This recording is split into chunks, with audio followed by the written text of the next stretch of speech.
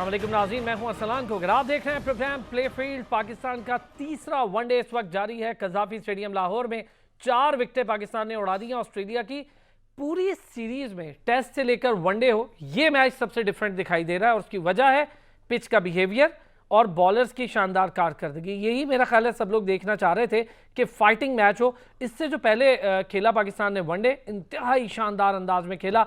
बाबर आजम के लिए जितनी भी हम तारीफ करें कम है माशाल्लाह से। वर्ल्ड रिकॉर्ड तोड़ता जा रहा है, 15 सेंचुरीज, 83 इनिंग्स में सबसे तेज करने वाला प्लेयर, फिर 82 इनिंग्स में 4000 रन, दुनिया में दूसरे वनडे के तेज तरीन और एशिया के पहले तेज तरीन प्लेयर के तौर पर सामने आ गया। बड़े बड़े रिकॉर्ड्स बाबर अपने नाम कर रहा है। उससे अच्छी बात यह है कि इमामुल हक, जिस पर बेजा तनकीद होती रहती है, मौका देना चाहिए, फिर देखना चाहिए।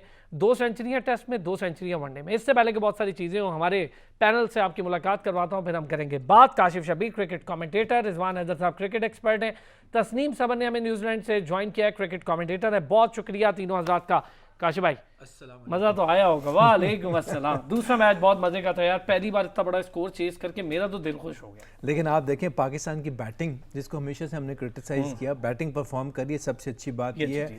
और देखें पाकिस्तान ने हमेशा मार खाई है अपनी बैटिंग की वजह से। बॉलिंग आपको कहीं ना कहीं बचा लेती है, लेकिन बैटिंग में बड़ी अच्छी कंसिस्टेंट परफॉर्मेंस, असल चीज़ है कंसिस्टेंसी।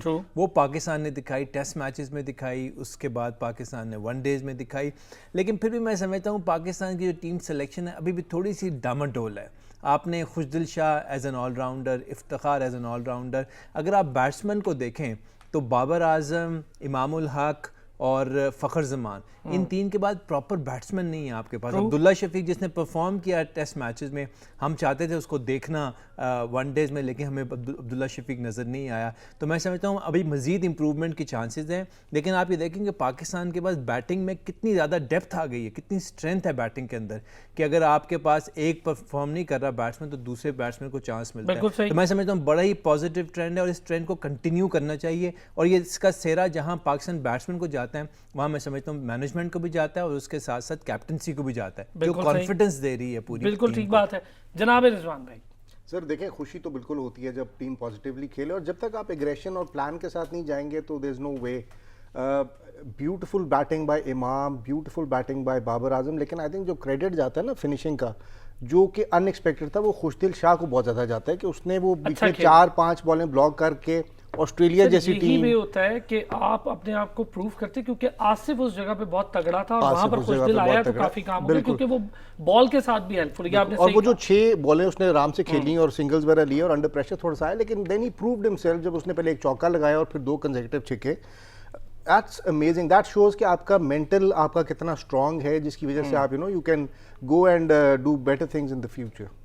तस्नीम, टेस्ट सीरीज पर अनफॉर्चुनेटली आपसे बात नहीं हो पाई, आप भी बिजी रही, हम भी थोड़े से इधर बिजी रहे, हमारे पॉलिटिकल सिचुएशन ऐसी चल रही है। ये बताएं कि टेस्ट सीरीज तो चले हो गई, इमामुल हक पे थोड़ी सी बात इसलिए करूंगा मैं, इससे पहले कि लास्ट वनडे पे करूं। इमामुल हक ने अपने आप को बड़े शानदार तरीके से मुस्तनद और अच्छा ओपनर प्रूफ किया है वनडे और टेस्ट के लिए। इससे पहले भी वो स्कोर करता रहा है, लेकिन टेस्ट में 2 सेंचुरीज लगातार और फिर वनडे में आपकी लगातार 2 सेंचुरीज, ये बहुत बड़ी बात है। जी बिल्कुल, बहुत बड़ी बात है। इट्स रियली गुड फॉर इमाम, क्योंकि वो मुसलसल अपनी रेपुटेशन एनहांस कर रहा है। जैसे आप भी कह रहे थे, उस पर काफी तनकीद हुई है in the past, so it's excellent to see कि एक प्लेयर नेगेटिवली वैसे अफेक्ट ना हो and he just continues to build. I think what's really promising for Imam and for Pakistan batsmen in general, जैसे हम अभी बात कर रहे थे, is that there is a multi-format future. While obviously players are starting to specialize in certain formats, players like Imam will only be able to have a career if they show some kind of capacity in other formats. So it's really good to see from Imam, but he's not the only player. Jaise abhi Kashif bhai bhi baat kar rahe the, it's really heartening to see from the batsmen. Historically, Pakistan की batting उनकी weak link हुई है. However, I would like to say, I think while the batting is promising, there's still a little bit of a need. जो lower order में, instead of a block basher, a real innovative power hitter. I think that is the type of all-rounder that Pakistan's really looking for, and that's what's going to take our batting to the next level. वाह, जबरदस्त। चलें जी, काशिफ भाई ये बताएं मुझे, हम बहुत सारे ओपनर्स ट्राई कर चुके हैं, काफ़ी दफ़ा। अब फ़खर इन फॉर्म है, हमें अच्छा लग रहा है, फ़खर का होना ज़रूरी भी, हम पहले भी इस पर बहुत बात कर चुके हैं। लेकिन फ़खर के साथ एक स्टेबल ओपनर, ठीक है अब्दुल्ला शफीक की आप बात करते हैं, लेकिन इमाम ने जिस तरह से परफॉर्म किया, टाइम लगेगा, वक्त लगेगा, थोड़ा टाइम मिलेगा। इमाम के बारे में मैं ये कहता हूँ कि वो मेंटली और बड़ा स्ट्रॉन्ग है, क्योंकि बारहा उसके बारे में गैर मतलब बेजा तनकीद थी ना, और ऐसी तनकीद नहीं होनी चाहिए। कोई किसी का रिश्तेदार हो, इसका ये मतलब नहीं है कि भाई आप उसकी परफॉर्मेंस से उसको जज ना करो, और परफॉर्मेंस मेरा ख्याल है बेहतरीन रिप्लाई है। जी बिल्कुल, और मेरा ख्याल है इमामुल हक की जो तनकीद हो रही थी वो हो भी इंजमामुल हक की वजह से उसकी परफॉर्मेंस तो अच्छी है, परफॉर्मेंस की वजह से कभी नहीं हुई थी। आप देखें इंग्लैंड में परफॉर्म तो किया, साउथ अफ्रीका में परफॉर्म किया, ऑस्ट्रेलिया में परफॉर्म किया, वनडेज में उसने परफॉर्म किया और करके दिखाया। हाँ, अगर आप उसको T20 में लेकर आएंगे तो वहाँ उसके लिए क्वेश्चन मार्क था, और अच्छा हुआ कि T20 से निकाल के आपने उसको इस फॉर्मेट में लेकर आया, उसने प्रूव करके दिखाया।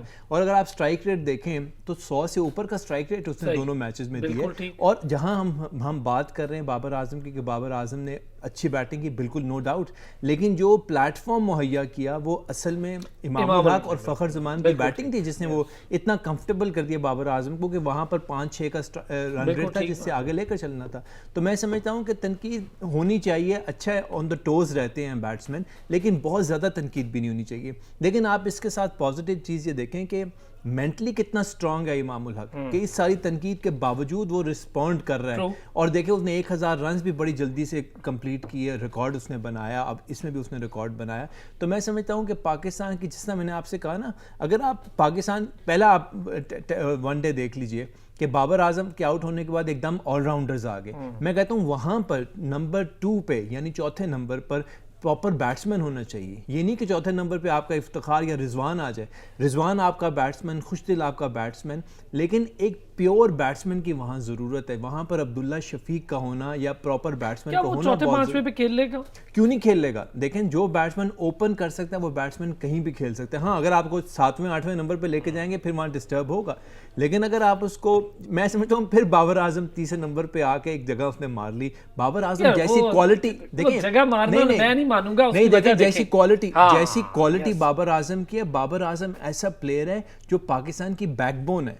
इस बैकबोन को अगर आप चौथे नंबर वन मैन आर्मी है, बिल्कुल वन मैन आर्मी, लेकिन आपने इस वन मैन आर्मी के अराउंड पूरी टीम को डेवलप भी करना है। हो रही है। मैं आपको एक चीज बताऊं, मेरा थोड़ा सा इससे अगर मैं डिफरेंट आप लोगों से थोड़ा सा इस बात पे करूं, बाबर आजम की वजह से ना बैटिंग टैलेंट आपके पास आ रहा है, ये तो आप माने, क्योंकि लोग अब जितने यंगस्टर, मैं खुद डोमेस्टिक में कई लोगों से बात करता हूँ जिसको देखे कहते हैं यार बाबर आजम बनना है।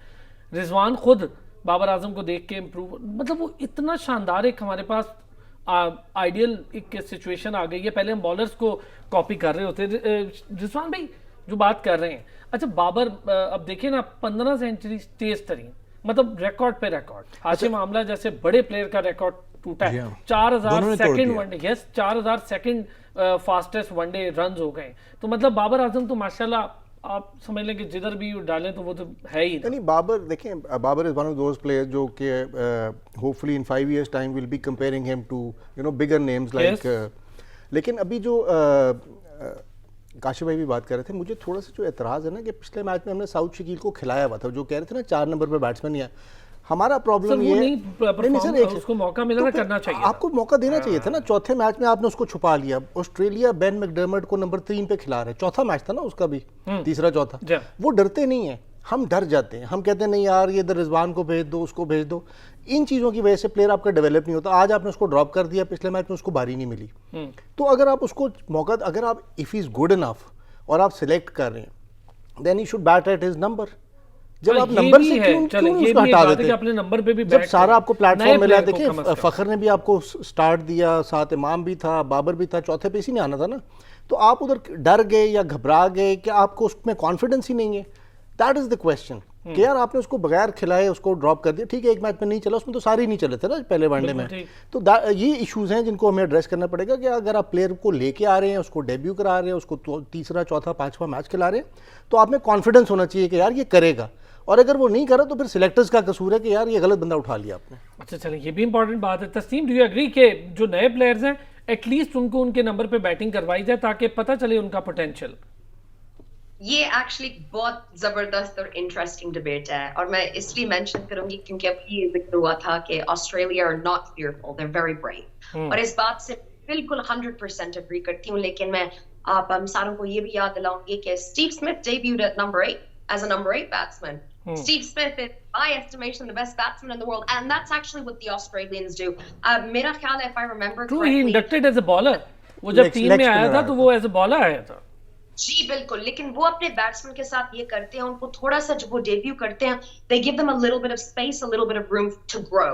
So even if you look back historically at their players, the Adam Gilchrist as well debuted out of position and then later moved up with experience. So actually a बहुत interesting debate है. I think it really depends on the psychology of the individual involved. आप बंदे को देख के और आप अपनी टीम की complexion को देख के ये बातें करते हैं, तो दोनों justifiable चीजें हैं। अगर मैं ऑस्ट्रेलिया का मिसाल दूं तो मुझे इसलिए अच्छा लगता है कि आप एक यंग प्लेयर को, एक डेब्यूटेंट को थोड़ा सा टाइम और स्पेस देते हैं। You push him away from the responsibility so that he knows he has room to make mistakes and room to grow. लेकिन ये काफी I think personal बात है, depending on what kind of psychology you prefer. So I wouldn't be very upset if players were pushed into a slightly different position. लेकिन रिजवान भाई की बात सही है, you can't play an opener at number 7, you can't play a middle order batsman, you know, with the tailenders. So थोड़ा सा ख्याल बिल्कुल करना है, but the team has to come first and what's good for the team.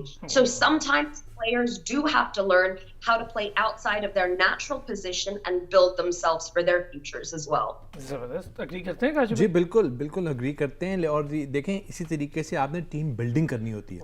आपने बात की one man army है, बिल्कुल वन मैन आर्मी, इसमें कोई डाउट नहीं है, लेकिन उस वन मैन आर्मी के 67 पे 5 आउट हो गए। अब बताएं, आपको पता है हमेशा लो स्कोरिंग मैच जो होते हैं वो टाइट मैच हमारे लिए कहे ना, बाकी टीम्स के लिए हमें परेशानी हो रही है भाई, बाकी टीम तो आराम आप थोड़ा रिलैक्स हो जाते हैं, आपको पता होता है कि बहुत बड़ा टारगेट नहीं है, लेकिन आखिरी मैच है, इंशाल्लाह पाकिस्तान ये सीरीज जीतेगा। वो तो टेस्ट मैच में थोड़ा सा अनलकी रहे हम, और टेस्ट मैच अनलकी नहीं रहे, वो अच्छा खेले, ये बात वो अच्छा खेले, हम भी बुरा नहीं खेले। नहीं, हम नहीं बुरा खेले, हम दूसरे हमारा प्लान नहीं था, मैं उस वक्त भी ये कह रहा था कि हम पता नहीं क्यों दूसरे के प्लान में फंस गए, हम ऑस्ट्रेलिया के प्लान में फंस गए, हम उसी को फॉलो करने लगे। यार बस जो भी है, दिल नहीं मानता कि पाकिस्तान टेस्ट मैच हारे अपनी जमीन पे, इतना अच्छा खेलते हुए, इतना अच्छा खेलते हुए। सेकंड टेस्ट तो कमाल खेले। प्लेयर्स देखें ठीक खेले, आपका जो प्रॉब्लम था कि आपने विकेटें नहीं ठीक बनाई और आप में कॉन्फिडेंस नहीं था कि आप रन रेट 2 पे लेके जा रहे थे। उसके बावजूद मैं बताऊं, फवाद आलम की बात, चले मैं आपसे आ ही गई है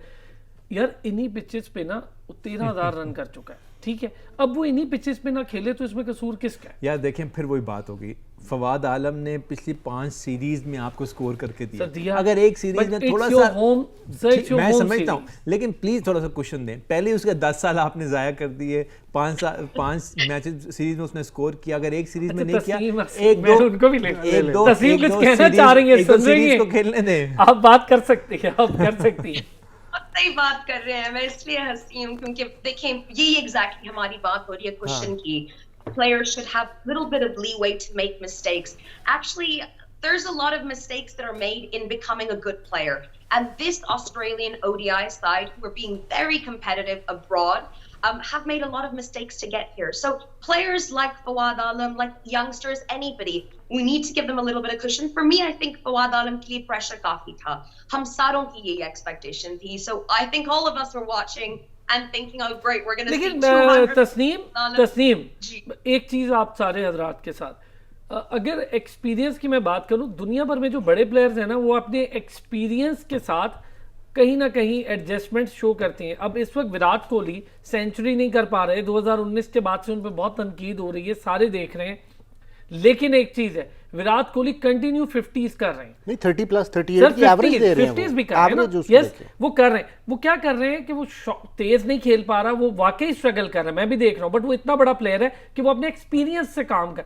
बाबर आजम पे डबल प्रेशर था सेकंड मैच की, अगर मैं बात करूं, बाबर आजम पे डबल प्रेशर था because he was captaining the team, और पूरी दुनिया बाबर आजम को देख रही होती है। एक शॉट मारता है 25 बार तो कमेंटेटर उस शॉट पे बात करे, है या नहीं? आप लोग अग्री करें? तो आप नहीं समझती कि जिस पे ज्यादा प्रेशर था वो बाबर आजम था, और बाबर आजम ने शो भी किया कि यार नर्व का गेम है थोड़ा। और फवाद आलम के लिए मेरा ख्याल है ज्यादा इजी था यार, होम ग्राउंड था और कराची तो उसका घर है। मैं यहाँ एक बात करूँ, जरूर करें, फिर मैं तस्नीम और देखें, मैं एक बात, सॉरी तस्नीम मैं आपकी बात काट रहा हूँ, यहाँ पर फवाद आलम को ऑस्ट्रेलियन बॉलर जो है उन्होंने उस पर होमवर्क किया हुआ था। Yes. वो जो ये चाह रहा था मैं, ये जो आपने बात की, यही चाह वो रहा जो फ्रैक्शन ऑफ अ सेकंड वो लेता है ना टर्न अराउंड करने में, और फिर एक वो उसका जो स्टांस है ना वो आ जाता है, वो आगे फ्रंट फुट पे आ जाता है खेलने के लिए, वो उस पे काम किया हुआ था। लेट स्विंग स्टार्क की जो थी वहां पर उसको ब्लॉक कर रही थी और वो बार बार वहां पर ब्लॉक हो रहा था। टेक्निकली देखें, इसलिए थोड़ा थोड़ा टेक्निक में थोड़ा चेंज करना पड़ेगा। 37 years में नहीं यही होता। देखें मेरी बात सुने, जो Improvisation 37 कंप्यूटर years में नहीं होती कंप्यूटर और लैपटॉप लेके पीछे बैठे होते हैं उनका यही काम होता है। और आप देखेंगे पाकिस्तान ने तीसरे मैच में स्टीव स्मिथ पे भी काम किया। Yes. वो उन्होंने देख लिया था कि ये एकदम ऑफ स्टंप से बाहर चले जाते पूरी हैं, सीरीज में नहीं चल ऑफ स्टंप से बाहर चले जाते हैं और मिडिल स्टंप को जो है वो एक्सपोज कर देता है। ये वैसे बड़ी जबरदस्त काम किया, जबरदस्त काम किया। और फवाद आलम पे भी उन्होंने काम किया, और देखें वो लेट स्विंग बार बार कराई जा रहे थे उसको उधर ही, और फवाद आलम वहीं उनको ब्लॉक पता था ना कि फवाद जो है वो की प्लेयर है, वो जिधर खड़ा हो गया तो बाबर मतलब वो आजम को आप edge देखें दे जो ही वो अपना स्टांस चेंज करता है वो फौरन फ्रंट फुट पे आ जाता है खेलने बिल्कुल के ठीक। लिए। वहां पर अगर हल्की सी बॉल शॉट पे जो तो उसके लिए वापस जाना और ऐसी 150 की स्पीड हो और फ्रैक्शन ऑफ अ सेकंड जो है बहुत ज्यादा टाइम, टेक्निकली बहुत ज्यादा की बात की है। देखिए मैं काशिफ भाई से टेक्निकली बहुत मजे की बात की है। एब्सोल्युटली एग्री करता हूं। एंड अच्छा, टेक्निकली आपने भी एक बात करनी, मैं तस्नीम भी टेक्निकल पे बहुत अच्छा बोलती है, नहीं, ये लोग मैं काम ही इस पे बिल्कुल, करती हैं। उसकी वजह तस्नीम ये है तो, कि कैरिबियन के साथ इसी पे काम करती रही है, कैरिबियन लीग बिल्कुल के साथ। बिल्कुल। देखिए ऑस्ट्रेलियंस तो हर प्लेयर पे काम करके आते हैं ना, सो उन्होंने उस पे भी किया। जो खुशी मुझे इन सारी गुफ्तगू से हुई ना कि पाकिस्तान ने भी किसी के ऊपर काम किया होता है, और वो भी स्टीव स्मिथ पे काम किया। दैट इज अमेजिंग, क्योंकि हमारा तो उधर ही होता है कि लैपटॉप पे पता नहीं क्या देख रहे होते हैं या क्या देख के ये चौके कितने लगे या क्रिक इन्फो से ही इन्फॉर्मेशन ले रहे होते ये वैसे अच्छी हैं। सो दैट्स वेरी नाइस कि अगर आप प्लेयर को वर्कआउट करें ना, बिकॉज स्टीव लेबिशान भी आप देखें पूरी सीरीज में नहीं चला, नॉट बिकॉज कि वो सारे मैच पहले ऑस्ट्रेलिया वगैरह में खेले, इन पिचों की भी उसको आदत नहीं थी, लेकिन even then he was number 1 batsman, और इतना अच्छा उसका रिकॉर्ड है कि इस सीरीज में फेल होके भी still number 1 in the world. So Pakistan did well in patches, but as a team strategy wise we were lacking, and that's the reason we lost the test. हाँ, तीसरा वाला टेस्ट तो मैं एग्री हूँ इस बात से। दूसरा भी वो तो ऑस्ट्रेलिया ने लैक कर दिया ना, फॉलो ऑन इनफोर्स किया। और दूसरा ये भी कि मैं ये भी कहूंगा उसमें लड़ गए, उसमें हमारी बैटिंग लड़ गई। उन्होंने कहा नहीं यार हम ऐसे नहीं जाने देंगे, क्योंकि जब शुरू में आउट होना शुरू हुआ तो मैं डर गया था। नहीं, वो बाबर रिजवान अगेन बहुत शानदार। अच्छा जी, तस्नीम टेक्निकली जो बात काशिफ भाई करे, मेरा ख्याल है बड़ी मजे की बात है कि जो फ्रैक्शन ऑफ सेकंड्स हैं उसके अंदर अपने आप को एडजस्टमेंट करना, शॉर्ट पिच के लिए, आगे बड़ी बॉल के लिए, जितना ज्यादा आप पिच पे मूव करेंगे उतना कम टाइम रहेगा बॉलर बैट्समैन के पास बॉल को समझने का। And it's an absolute change that we've had in the technical direction in the whole world. Pehle Steve Smith karta tha, the whole world thought it was strange, but the fashion has changed. And even in terms of leaves, it's changed so much in Australia. So, and we're seeing this in the new generation of Australian batsmen as well. Their technique, their stance. Look at Marnus Labuschagne, look at McDermott. Their look at Cameron Green. Next generation of players are technically looking very... You are the second one who pronounced properly Labuschagne, and the first one is Labuschagne himself. Or you. Yes. मैंने उससे सीखा है। उसको भी पता है कि उसका नाम कितना मुश्किल है बाकियों के लिए। अभी तक सारे कमेंटेटर लेबिशान ही कह रहे हैं, which is good for Urdu. हाँ, कुछ लेबिशान उर्दू के लिए ठीक है। नहीं गोरे नहीं कह रहे। हाँ, वो भी कह रहे। एक तरह से कहा जाता है तो आपको सही कहना चाहिए, तो इसलिए तो फिर लेकिन अगर आप उसकी भी टेक्निक देखें, it's a lot of changes and that fashion has changed for everybody. So this is for a new wave of analysts. This is a great topic to look at. The way that batsmen expose their stumps, we just have to change our bowling style. That's it. We are working on line and length, and we're working in terms of bowling to a technique that is starting to die out. So it's really good to see that change from analysts all over the world, and I think it's really important to credit T20 cricket here. A lot of us criticize T20s, we criticize leagues. One massive positive component that has come out of them is the willingness, I think, for countries and national setups to understand the importance of correct use of statistical analysis. और आप देखें, मैं आपको यहाँ पर आपको याद कर रहा हूँ, जब ये अश्विन आए थे बॉल कराने के लिए तो इन्होंने स्टाइल क्या बनाया था कि जब यहाँ पर बॉल आते थे फ्रैक्शन ऑफ ए सेकंड गेंद को हाथ को रोकते थे। जब रोकते थे तो वो बैट्समैन जो है वो अटेम्प्ट हो जाता था आगे आने के लिए, तो उससे वो जो डिफरेंस बनता था उससे वो फायदा उठाते थे। इसको कॉपी किया मोहम्मद हफीज़ ने भी, वो करना शुरू कर दिया।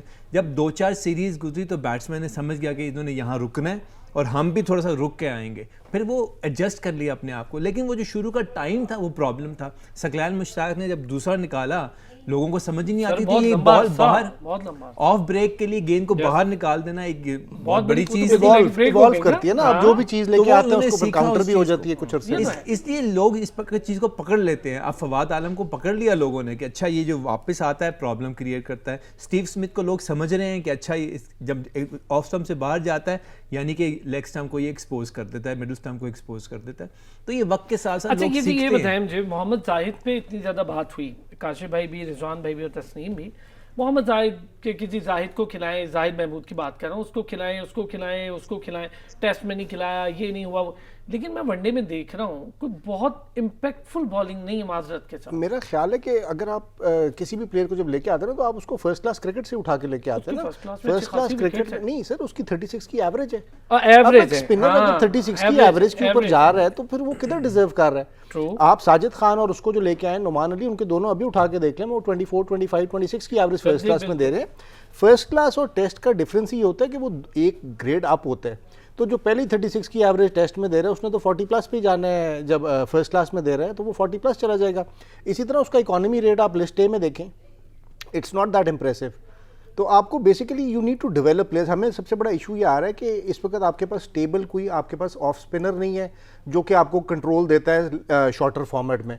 आपके पास कोई अच्छा लेग स्पिनर नहीं है। बेसिकली आप शदाब के ऊपर ही चल रहे हैं आगे, और साथ आपके वो वाले बैट्समैन हैं जो ऑलराउंडर टाइप, जो इफ्तिखार या शादाब और नवाज एक साथ, मुझे आगे लग रहा है, पता नहीं क्यों कि दोनों फिट होते हैं तो एक साथ खेलते वो ज्यादा दिखाई देंगे। देखें, आपने जाहिद महमूद की बात की, जो जितने भी लेग स्पिनर्स होते हैं, लेग स्पिनर्स की कमाल ये होता है कि वो फ्लाइट के साथ आते हैं। जब वो फ्लाइट के साथ आते हैं तो लेग स्पिनर्स से आपको विकेट को खरीदना पड़ता है, क्योंकि जब वो लूप देंगे उस लूप से मार भी पड़ती है लेग स्पिनर को। लेकिन वैरायटी इतनी ज़्यादा, अब लेग स्पिनर के पास क्या क्या है, एक लेग स्पिन है, एक फ्लिपर है, एक गुगली है और 3-4 और चीजें होती हैं जो उन्हें बीच में लेकर आनी होती हैं। तो उस्मान कादिर को कैसा देख रहे हैं मुकाबला? मेरे हिसाब से मैं ये समझता हूँ उस्मान कादिर बहुत बेहतर बॉलर है। उस्मान कादिर के पास वैरायटी ज़्यादा है, उसके पास लूप ज़्यादा है। जाहिद महमूद क्या कर रहा है, लूप को इस्तेमाल नहीं कर रहा, वो डरा हुआ बॉलर है। फ्लाइट बहुत कर रहा है, वो बॉल को बहुत देर हवा में रखता है, वो उसका फायदा उठा रहा है। उस्मान कादिर नहीं, जाहिद महमूद है। लेकिन देखें, जाहिद महमूद भी बिल्कुल नया है, उसके लिए चंद मैचेस लेकिन इसलिए आपको टाइम देना है। लेकिन अगर आप उस्मान कादिर और जाहिद महमूद को कंपेयर करें, मेरे ख्याल से Usman Qadir is a far better bowler as compared to Zahid. बिल्कुल। लेकिन अभी आपको फिर उस्मान को 10-12 फर्स्ट क्लास मैचेस तो खिलाए ना, आप टीम से निकालें उसको, फर्स्ट क्लास में उसको लेके जाएं, उसको कहें यार तुम सीजन खेलो। एक या दो फर्स्ट क्लास मैचेस पे आप टेस्ट नहीं खेल सकते ना, आपका क्योंकि लॉन्ग टर्म आपने है ना। उस्मान ऑस्ट्रेलिया में बहुत, लेकिन आप ये भी तो देखें सर फर्स्ट क्लास नहीं खेला ना आपने। अच्छा, एक छोटा सा ब्रेक से वापस आता हूँ, तस्नीम से भी इस पे बात करते हैं। ये बात ठीक है कि फर्स्ट क्लास में जितना ज्यादा प्लेयर खेलेगा, जाहिर है उसको अपनी डिलीवरीज भी टेस्ट करने का मौका मिलेगा, अपना पोटेंशियल भी टेस्ट करने का मौका मिलेगा, अपना स्टेमिना भी टेस्ट करने का मौका मिलेगा। वापस आते हैं ब्रेक से, तो इस पे बात करते हैं।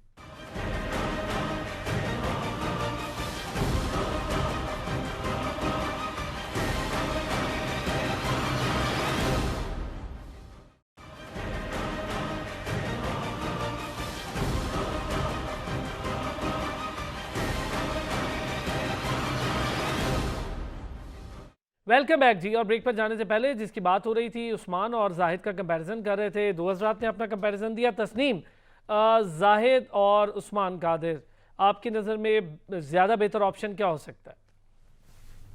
I think that's a difficult question because I don't think either of them have played enough cricket for you to be able to know. Mere liye Usman Qadir is a bit more experienced. He's older, and I would मैं काशिफ भाई की बात appreciate कर सकती हूँ कि he has more raw material. But I would like to have seen more from him with that raw material by this age. So मैं उतनी कोई खास excited नहीं हूँ जितने कुछ लोग हैं. लेकिन जाहिद के बारे में तो it's very easy. मैं रिजवान भाई से agree करती हूँ. Unless you have an impressive or an average that can be built upon in domestic cricket, then you're going to see issues like this when you move somebody up a grade. लेकिन तस्नीम एक बात बताऊं, मेरी नजर में एक बड़ा अजीब सा मसला हो गया हमारी डोमेस्टिक में ना। पेसर्स आपको मिल रहे हैं, काफी ज्यादा मिल रहे हैं, हमें ऑफ स्पिनर की बड़ी लैकिंग है। डोमेस्टिक में कोई इतना बड़ा ऑफ स्पिनर नहीं दिखाई दे रहा, और लेग स्पिनर भी एक यासिर शाही दोबारा अभी देखा आपने डोमेस्टिक में, वही यासिर शाह, वही बलूचिस्तान जितवाने वाला, वही अकेला एक लेग स्पिनर है। और वो अब तक वही लेजेंडरी लेग स्पिनर मुझे नजर आ रहा है, उसका मुकाबला नहीं, यानी हमारे पास थोड़ा सा इसका कहत भी है। देखिए हमारी बात तो छोड़ें, शेन वॉर्न खुद कहता था, कहते थे कि he's the most talented leg spinner in the world. So there has to be some truth in Shane Warne's estimation of his skills. So, but the truth is that Pakistan doesn't see a future in Yasir Shah, at least with white ball cricket. So absolutely we have to build. Maybe we need to ask ourselves the question whether our pitches are fit for purpose for production of all types of bowlers. And if अच्छा, that एक is बात not the बताएं case, Tasneem, do you really think कि Zahid Mahmood helpful होगा Australia की pitches पे? नहीं, just to be very very frank, no I don't. लेकिन हम सिर्फ ऑस्ट्रेलिया के पिचेस के बारे में नहीं सोच सकते. We have to think about a long term succession plan. हाँ, लेकिन अभी नियर फ्यूचर तो हमारा वो है ना, हमें T20 के लिए जाना है, हमें वर्ल्ड कप खेलना है, तो मैं इसलिए आपसे ये पूछ रहा हूँ. तो आप नहीं समझती कि वो इतने हेल्पफुल होंगे? Nay, I don't, because I think that if you're going to use spinners, and which obviously you have to in T20 cricket, they have to be experienced. They need to be intelligent, wily, experienced bowlers in general. And so that's the massive thing that we need to be looking for Australia. It's the type of bowlers that suit the pitches, but then the intelligence and match circumstances that they need to have to be able to buy wickets sometimes. जी बात ठीक है. काश भाई अब आप बताएं. अगर मैं ये बात इसलिए कह रहा हूँ क्योंकि स्पिनर आपका बड़ा ज़बरदस्त वेपन होते हैं हर तरह के फॉर्मेट में ना.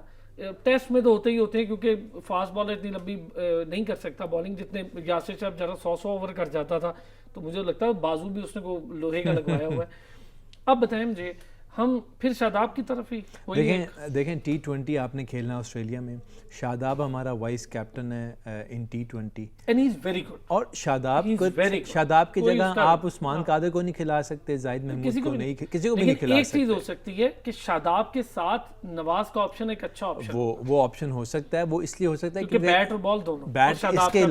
इसके अलावा नवाज आपको नई गेंद के साथ शुरू के जो 2 ओवर्स दे देता है वो भी बड़े क्रूशियल है. तो फिर इसका मतलब है इमाद वसीम को प्रॉब्लम होगी. इमाद वसीम को तो डेफिनेटली प्रॉब्लम होगी क्योंकि मोहम्मद नवाज की जो बैटिंग है वो उसका एक प्लस है और उसकी बैटिंग इमाद वसीम से बहुत बेहतर है.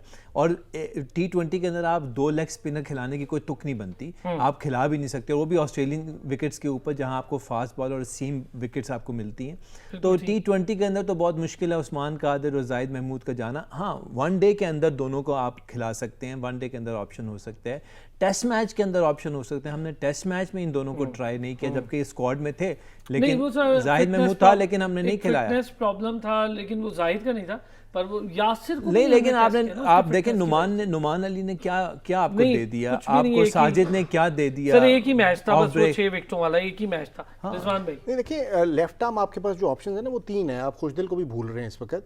T20 के लिए भी he is a very good option because finisher भी है, स्कोर भी करता है और ऊपर करता है. इमाद भी ऑलराउंडर है, बीच में नीचे लोअर ऑर्डर में स्कोर कर लेता है और ऊपर ओपन बॉलिंग ओपनिंग में भी उसने अच्छा परफॉर्म किया है. इमाद बहुत लंबा अरसा नंबर 1 ऑलराउंडर भी रहा, ऐसी बात नहीं है. उसकी बॉलिंग भी अच्छी, लेकिन अब मसला पता है क्या, नवाज मुझे लगता है कि बतौर बैट्समैन अगर आप इस बात से एग्री करें, लेकिन खुशदिल ने अभी आपको देखा ना, ठीक कह रहे हैं. खुशदिल ने अभी जो किया है 2 छक्के मार के ऑस्ट्रेलिया, बहुत अच्छा उसकी. लेकिन खुशदिल तो चले आसिफ की जगह ले लेगा. It's a healthy competition, it's a healthy competition. नहीं, आसिफ का भी अभी देखें आज उसको खिलाया उन्होंने, so there is always a possibility. आपको जो इशू आ रहा है ना, इवन दो कि आई डोंट एग्री कि Hafeez one of the best players जो लोग कहते हैं, मैं तो नहीं समझता, लेकिन Hafeez was very good as an option जो कि बॉलिंग करा लेता था, ओपन भी कर लेता था लेफ्ट आर्म बैट्समैन के ऊपर.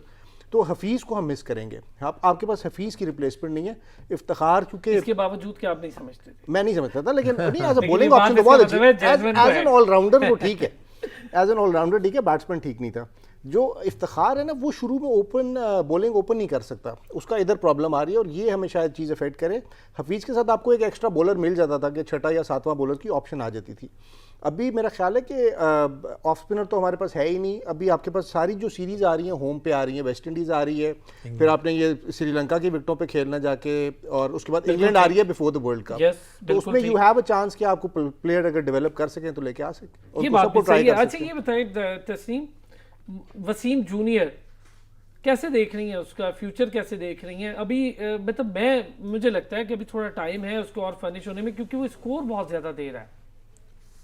जी, I completely agree with you. लेकिन मेरा ख्याल है कि हर player एक different pathway और एक different time के साथ develop होता है. So I don't think there's anything to worry about. This is that same cushioning and space and comfort that we were talking about. It's hard to break into teams that have the successful batting that we've seen, I think, for the first time in several generations, probably. So it's a cushion in one sense that you've got so many successful batsmen.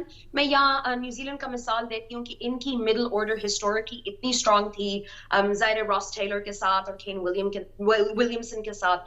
Now with Ross Taylor's retirement, this is a real issue because पहले से वो succession planning नहीं कर रहे थे. They weren't thinking about what would happen next. So in terms of Pakistan, I don't think that you need to be so worried about a player that isn't performing immediately, especially when the team around him is performing. I remember when Mohammad Nawaz debuted, in all honesty, and जो अब हम तारीफ कर रहे हैं, I think तीनों ने same तारीफ की है Mohammad Nawaz के बारे में, his batting, his bowling, and also his strategic mind. अच्छा, ये बताएं तस्नीम, ये हम तीनों की बात कर रही हैं या आप भी शामिल हैं इसमें? मैं हमारी ही बात कर रही हूँ कि we just all agreed on Mohammad Nawaz's skills. But 5 years ago, I think people probably would have called him mediocre. It takes time, it takes experience, and that's how you take a decent talent into an actualized player. So absolutely, Wasim Jr. के लिए time लगेगा. Lekin the best way that you take that time is when you have a strong batting lineup around you to provide you that support. अच्छा, एक चीज़ और अब मैं ज़रा इस पर भी बात करूं कि एक बड़ा मुझे बड़ी एक चीज़ फील होती है कि हसनैन जब से आउट हुआ है सारे मंजर से, कोई उसके बारे में खबरें भी देने को तैयार नहीं पीसीबी से भी ना. ये भी पीसीबी को थोड़ा सा वो करना चाहिए. कोई पता नहीं कौन उस पर काम कर रहा है, शॉन टेट आए हैं, क्या काम कर रहे हैं, उसका फ्यूचर बड़ा खतरे में. जी बिल्कुल. और आपने शायद टेस्ट मैच में मैं देखा था कि वो बाहर बैठा मैच देख रहा था हसनैन. डेफिनेटली इसके ऊपर काम कर रहे होंगे क्योंकि पोटेंशियल है पाकिस्तान का. 19-20 साल की सारी उम्र है. शॉन टेट के आने से क्या फ़ायदा होगा? शॉन टेट के आने से थोड़ी डिसिप्लिन हो जाएगी बॉलिंग. मैं यही समझता हूँ. थोड़ा उसके अंदर जो शायद वो उनकी फिटनेस के ऊपर थोड़ा काम करेंगे, एक्शन के ऊपर काम करेंगे, बॉल कहाँ पिच करनी है, कैसे करनी है, उसके ऊपर थोड़ा सा काम होगा. स्विंग तो ऑलरेडी पाकिस्तान का एक फोटे ऑलरेडी है.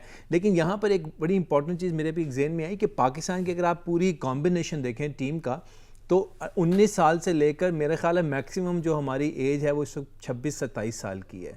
तो इसका मतलब है कि ये वो टीम बन रही है जिसने अभी लॉन्ग चलना है, लंबा इकट्ठे चलना है. इफ्तिखार समेत एक आध तो होता है. देखें ना, मेन हमारे पहले प्लेयर थे मोहम्मद हफीज और शुएब मलिक, वो दोनों नहीं है. तो इसलिए पाकिस्तान की टीम ये भी फॉर्चूनेट है. मैं कट जरूर करूं, मेन कभी भी नहीं थे, वो हमेशा सपोर्टिंग रोल में रहे. लेकिन आपका नहीं, लेकिन आप देखें, आप T20 कोई भी आप उन दोनों के बगैर नहीं हम खेलते. लेकिन आप टीम जेल करने के लिए बड़ा अच्छा टीम के पास अपॉर्चुनिटी है. टीम जेल इन कर रही है और जिस तरीके से डेवलप हो रही है टीम, आप देखेंगे बहुत जल्दी इंशाल्लाह हम ICC रैंकिंग में भी अपने नंबर्स को इम्प्रूव करेंगे. हो भी रहे, हम देख रहे हैं, हो रहे हैं. और हमारे प्लेयर्स जो हैं वो टॉप 10 के अंदर भी बड़ी तेजी के साथ आ रहे हैं. आपका नंबर 1 प्लेयर, नंबर 2 प्लेयर आप दिख रहा है.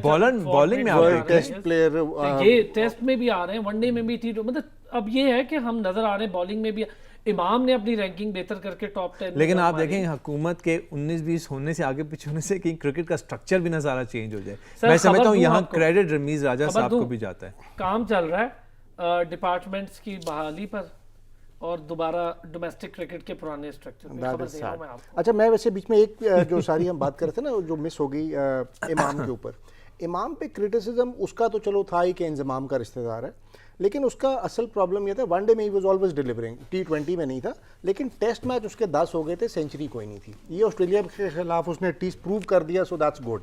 जहाँ तक हसनैन की बात है, PCB is working on it. वो एकेडमी में भी काम हो रहा है उसके ऊपर. लेकिन मैं ये चाहता हूं कि जब आप किसी पे नहीं ये बात नहीं, जब आप वर्क कर रहे हो ना. अब मैं आपको बताऊं ये सवाल क्यों किया था. आई नो कि एकेडमी में उस पर कुछ काम हो रहा है, लेकिन एक तो डोमेस्टिक मंजर से अचानक बंदा बाहर हो, फिर आपके इंटरनेशनल से बाहर हो, आपका पेसर भी बड़ा शानदार हो, एक एलिगेशन के साथ बाहर हो, तो ये बताना चाहिए कि भाईजान हम काम कर रहे हैं और he is one of our asset और हम इस पे काम कर रहे हैं. He will be back. मैं वैसे आपको बताता हूँ, वर्ल्ड कप से पहले होपफुली उसका वो एक्शन चैलेंज करके जो करेक्शन करवा के, तो वो प्लान में तो है कि ऑस्ट्रेलिया में उसका हो.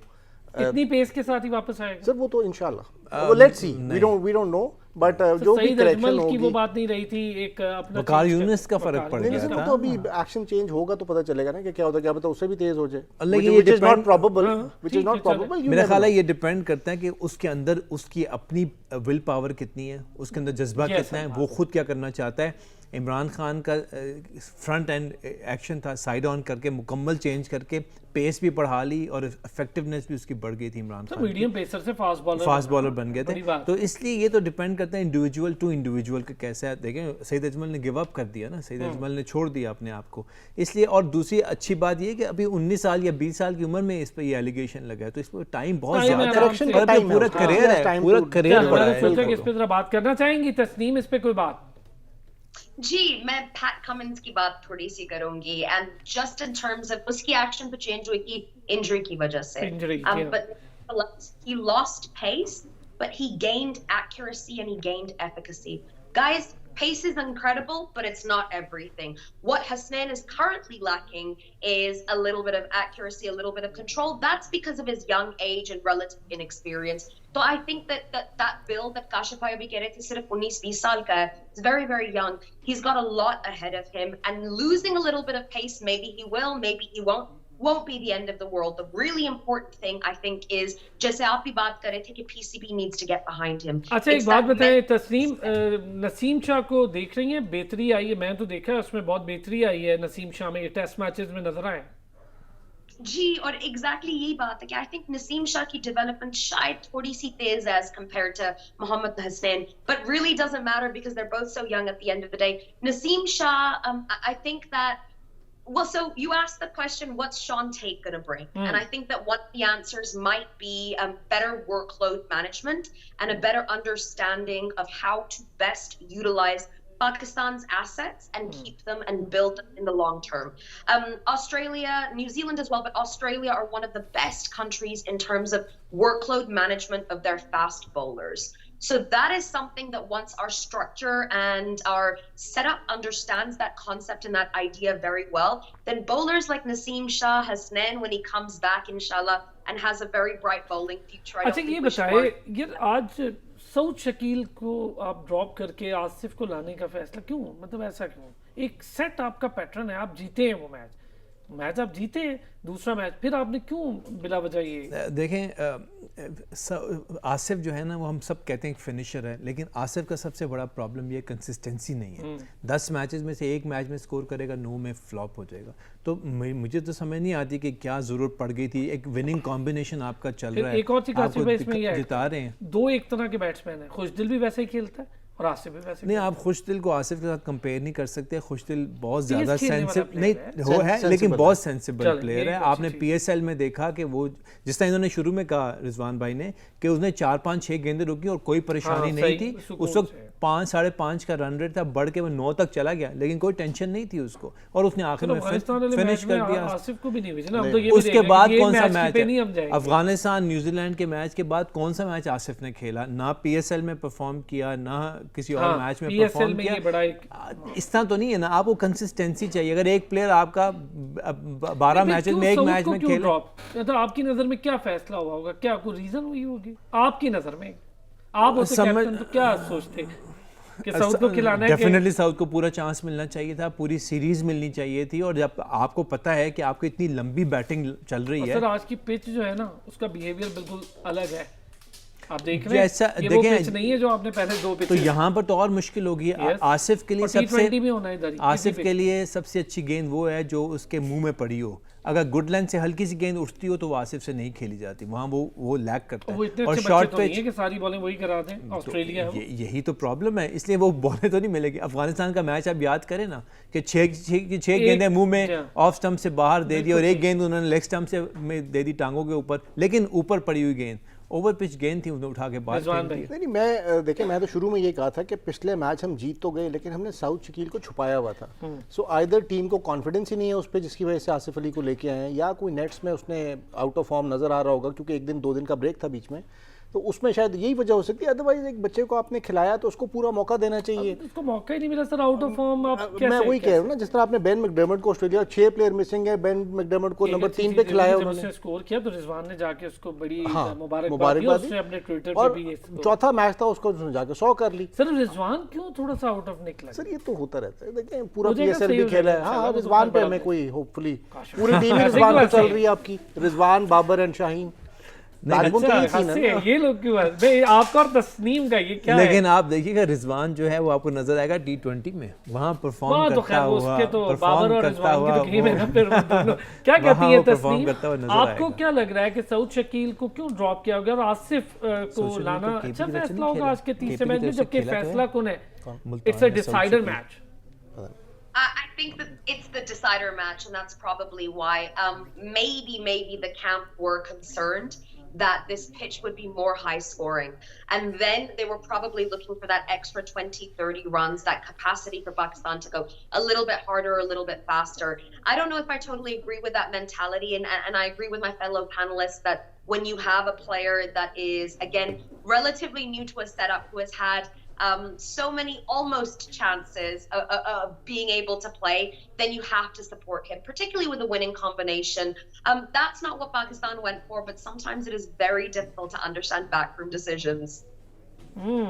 ये बात चले, ये भी सही है कि थोड़ा सा कभी-कभी डिसीजंस अंडरस्टैंड करना भी मुश्किल हो जाता है, लेकिन इतना मुश्किल नहीं कि फिर बाद में आपके लिए मैच भी मुश्किल बन जाए। लेकिन ये चीज़ ज़रूर है कि ठीक है, अगर कोई डिसीजन ले लिया है तो चले उसके साथ स्टैंड करें। पर नए लोगों को तस्नीम ये भी बिल्कुल उनका ठीक पॉइंट है कि विन और लूज मैच है, तो आपने एक्सपीरियंस के साथ जाना था। That's probably one of the major reason जो आपने जो सेट पैटर्न होता है वो देखें, उसी के साथ ज्यादा जाए।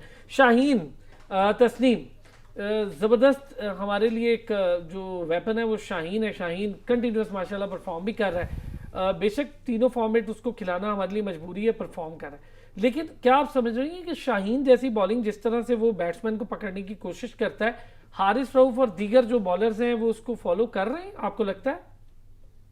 They're not bowling the same as him, but they don't have to be. They have to be able to support him in their own way, and I think Haris Rauf is doing that wonderfully. Haris Rauf is an interesting player because abhi humne kafi baat ki hai that domestic cricket is so important, and unless you play domestic cricket, you'll never learn how to play at the international level. Haris Rauf is the player that completely refutes any of that logic. He never played even on the level that I think all of us played when you're 10, when you're 14 age group. He didn't do any of that, no formalized training. At a relatively late age, he is now developing in other formats. That is exceptional. I think Haris Rauf has a brilliant mentality and a very, very strong drive.